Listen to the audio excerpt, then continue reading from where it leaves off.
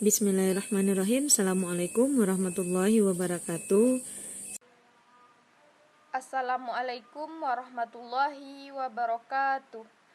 Perkenalkan, nama saya Mutiara Ramadan Yasmin dengan NIM 3219199 dari kelas Ekonomi Islam 7E. Di sini saya akan melanjutkan penjelasan mengenai distorsi pasar, yaitu poin B mengenai distorsi permintaan atau bai najazi. Distorsi permintaan adalah sebuah transaksi haram dikarenakan orang yang menjual sudah bekerja sama dengan pihak lain supaya memberi pujian kepada barang-barang yang sedang ditawarkan dengan harga-harga yang lebih tinggi. Hal tersebut dilakukan dengan tujuan supaya konsumen tertarik untuk membeli barang dagangannya. Maka, pihak lain yang menawar tersebut sebenarnya tidak menginginkan membeli barang itu. Akan tetapi, ia ingin melakukan penipuan kepada orang lain yang sangat menginginkan membeli barang itu. Sebelumnya, orang-orang tersebut sudah mengadakan sebuah perjanjian atau kesepakatan dengan pihak penjual untuk melakukan pembelian dengan harga yang lebih tinggi, supaya mendapatkan pembeli yang sebenarnya dengan harga yang lebih tinggi. Hal tersebut dilakukan adalah untuk melakukan penipuan. Lalu, dengan hal tersebut, maka akan terjadinya permintaan palsu.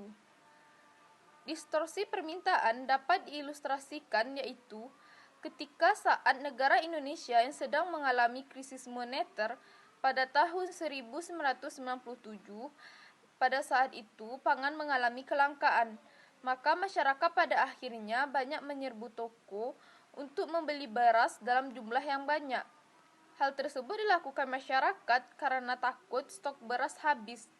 Maka dengan adanya perilaku masyarakat yang seperti itu, menimbulkan permintaan beras menjadi meningkat. Kemudian harga dari beras menjadi tinggi. Tidak lama hal itu terjadi, di media massa mengungkapkan jika persediaan beras yang ada di gudang Bulog masih banyak dan melimpah.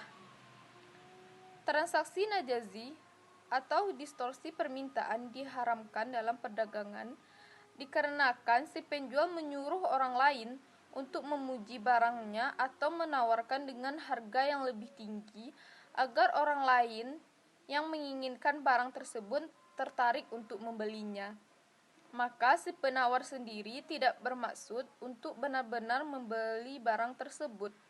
Ia hanya ingin menipu orang lain yang ingin membeli barang tersebut. Hal ini dilakukan antara penjual dengan pembeli yang sudah disepakati. Akibatnya, terjadilah permintaan palsu. Tingkat permintaan yang terjadi tidak dihasilkan secara alamiah. Akan tetapi terjadi karena adanya kesepakatan antara pembeli dan penjual yang telah melakukan penipuan tersebut. Itulah yang dapat saya sampaikan. Mohon maaf atas segala kesalahan. Assalamualaikum warahmatullahi wabarakatuh. Bismillahirrahmanirrahim. Assalamualaikum warahmatullahi wabarakatuh. Perkenalkan, nama saya Gunawan Mukhlizon dengan nomor induk mahasiswa 3219201. Di sini saya akan mencoba untuk membahas tentang materi yaitu distorsi penawaran gitu. Sebelumnya kita akan bahas dulu apa yang dimaksud dengan hukum penawaran. Hukum penawaran yaitu adalah jikalau harga suatu barang naik, maka penawaran juga akan naik. Dan jikalau suatu harga turun, harga barang turun, maka penawaran juga akan turun gitu.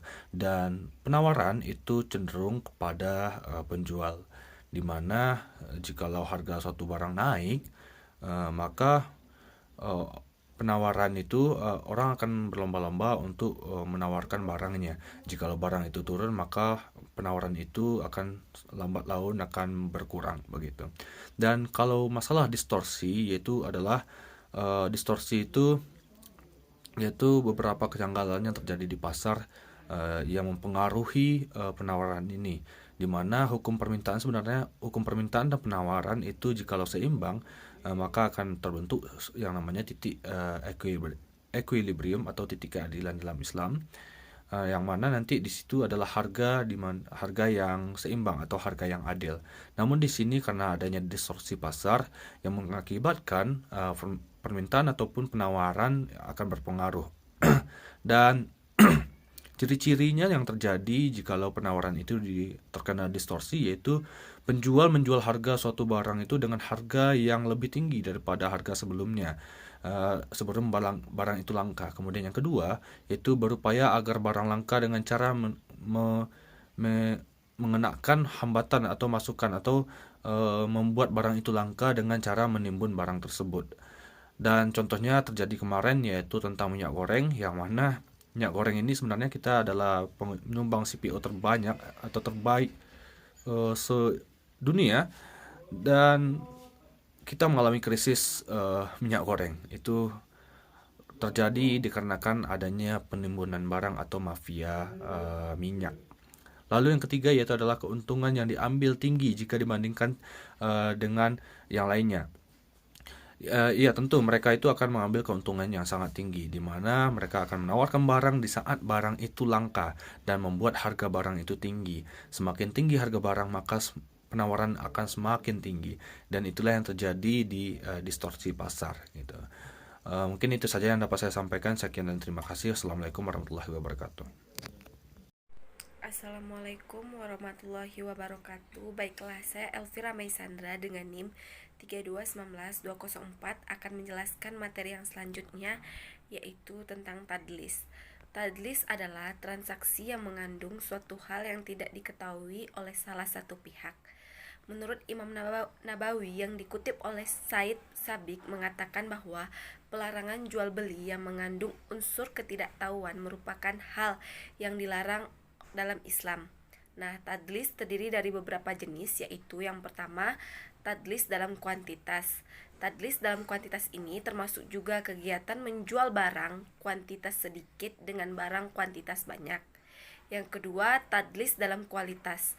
Tadlis dalam kualitas termasuk juga menyembunyikan cacat atau kualitas barang yang buruk yang tidak sesuai dengan apa yang disepakati antara si penjual dan pembeli. Yang ketiga, tadlis dalam harga. Tadlis dalam harga ini termasuk menjual barang dengan harga yang lebih tinggi atau lebih rendah dari harga pasar karena ketidaktahuan pembeli atau penjual. Dalam fikih disebut gaban. Yang keempat, tadlis dalam waktu penyerahan. Tadlis dalam waktu penyerahan ini adalah penipuan bila si penjual mengetahui persis tidak dapat menyerahkan barang pada esok hari. Walaupun konsekuensi tadlis dalam waktu penyerahan tidak berkaitan langsung dengan harga ataupun jumlah barang yang ditransaksikan, namun masalah waktu adalah sesuatu yang sangat penting. Sekianlah materi dari saya. Wassalamualaikum warahmatullahi wabarakatuh. Assalamualaikum warahmatullahi wabarakatuh. Perkenalkan, nama saya Maida Sari dengan NIM 3219166. Saya dari kelas TI 7E yang pada kesempatan kali ini saya dari kelompok 2 yang akan membahas tentang takrir. Baiklah, takrir ini berasal dari bahasa Arab yaitu warar, yang memiliki arti yaitu bencana, akibat, risiko, ketidakpastian, dan bahaya.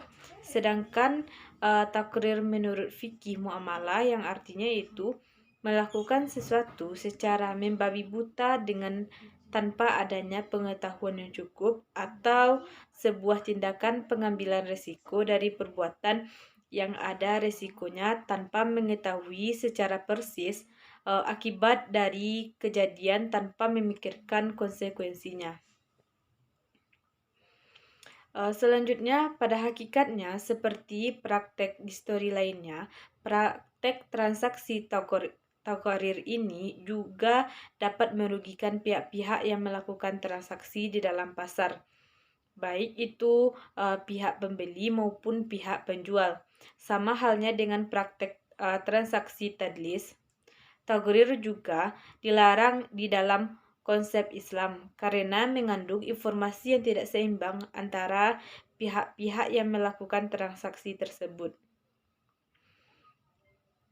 Selanjutnya, di dalam buku Karim menggolongkan takrir ke dalam 4 bentuk yang terdiri dari atas. Yang pertama yaitu takrir kuantitas, yaitu di mana pada saat melakukan transaksi kuantitas barang yang sedang ditransaksikan masih belum jelas, atau dalam istilah lain bisa disebut dengan sistem ijon. Misalnya petani sepakat menjual hasil panennya seperti beras dengan kualitas A kepada tengkulak dengan harga sebesar 750.000. Padahal saat kesepakatan dilakukan, sawah si petani belum bisa dipanen. Jadi, kesepakatan jual beli dilakukan tanpa menyebutkan spesifikasi mengenai berapa kuantitas yang dijual, padahal harganya sudah ditetapkan. Dengan demikian, terjadilah ketidakpastian yang terkait antara kuantitas barang yang ditransaksikan tersebut. Selanjutnya yaitu takrir kualitas. Takrir kualitas ini adalah mentransaksikan suatu barang yang belum jelas kualitasnya, seperti jual beli anak sapi yang masih di dalam kandungan, di mana masih belum jelas kualitas anak sapi, apakah akan terlahir sehat atau tidak. Selanjutnya takrir harga, yaitu di mana takrir yang terjadi ketika terdapat dua harga di dalam satu akad, di mana dua harga tersebut berlaku pada barang dengan kuantitas dan kualitas yang sama. Misalnya menjual suatu barang A dengan harga sebesar 10.000 apabila dibayarkan secara tunai sedangkan 50.000 apabila dibayarkan secara kredit selama 5 bulan. Selanjutnya yaitu takrir waktu penyerahan. Takrir yang terjadi ketika barang yang sedang ditransaksikan tidak diketahui keberadaannya, sehingga baik pembeli maupun penjual tidak dapat memastikan kapan barang tersebut akan diserahkan dan berpindah hak milik. Misalnya yaitu Eko baru saja kehilangan mobil dan Eni kebetulan sudah lama ingin membeli mobil tersebut. Pada akhirnya Eko dan Eni membuat sebuah kesepakatan.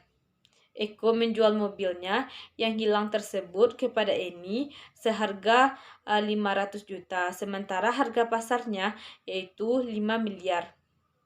Apabila Eni menyetujui kesepakatan tersebut, maka mobil akan diserahkan segera setelah ditemukan. Transaksi seperti ini tentunya menimbulkan ketidakpastian terkait waktu penyerahan barang karena tidak diketahui keberadaannya. Nah, itulah yang dapat saya sampaikan. Mohon maaf jika ada kesalahan. Assalamualaikum warahmatullahi wabarakatuh.